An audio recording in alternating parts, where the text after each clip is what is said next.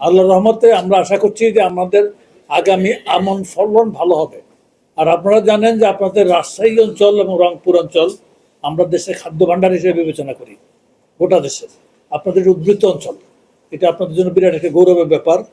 এবং সেখানে আমাদের দরকার হবে আগামী মধ্য নভেম্বর থেকে, আশা করছি মধ্য নভেম্বর থেকে আমরা খাদ্য সংগ্রহ অভিযান যেটা আছে সরকারের আমন, এটা সংগ্রহ অভিযান শুরু করব।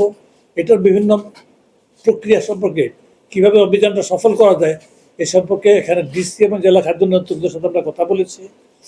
পারস্পরিক আলোচনার মাধ্যমে আমরা বিভিন্ন সুবিধাগুলি আমরা আলোচনা করেছি। আমাদের আলোচনা অত্যন্ত ফলপ্রসূ হয়েছে। আমরা আশা করছি আমাদের খাদ্য শস্যের মূল্য যেমনভাবে আমরা আল্লাহ রহমতে এবং সকলের চেষ্টা আমরা স্থিতিশীল রাখতে সক্ষম হয়েছি, আগামী দিনগুলোতে আমরা সেটা স্থিতিশীল রাখতে সক্ষম হব। সরকারের খাদ্য নিরাপত্তা মজুদ যেটা আছে এটা অত্যন্ত সন্তোষজনক পর্যায়ে আছে আল্লাহর রহমতে। এবং এটা আপনারা জানেন না, আমাদের অন্তর্বর্তীকালীন সরকার মধ্য ফেব্রুয়ারিতে দায়িত্ব শেষ করার কথা আছে। আমাদের একটা কথা আছে, আমরা এই সময় যতটুকু মজুদ থাকা উচিত অতীতে যেটুকু ছিল তার চেয়ে ইনশাল্লাহ বেশি ছাড়া কম থাকবে না। এইটুকু আমদানি কিছু পরিমাণ করতে হবে।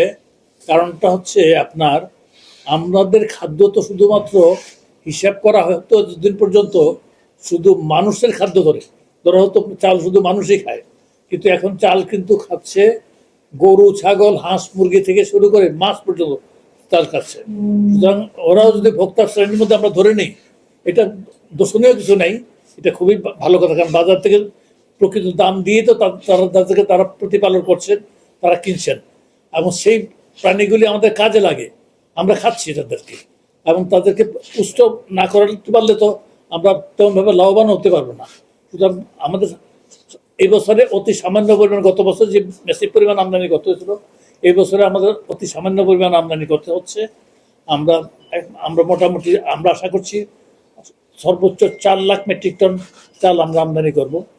যদি এখন আমন ফসলটা এখনো তুঙ্গে আছে, এদেশের নভেম্বর মাসেও কিন্তু অতীতে আপনার বড় রকম প্রাকৃতিক বিপর্যয় হয়েছে, 70 সনে হয়েছে, আবার 2007 সনে সিডর হয়েছে নভেম্বর মাসে।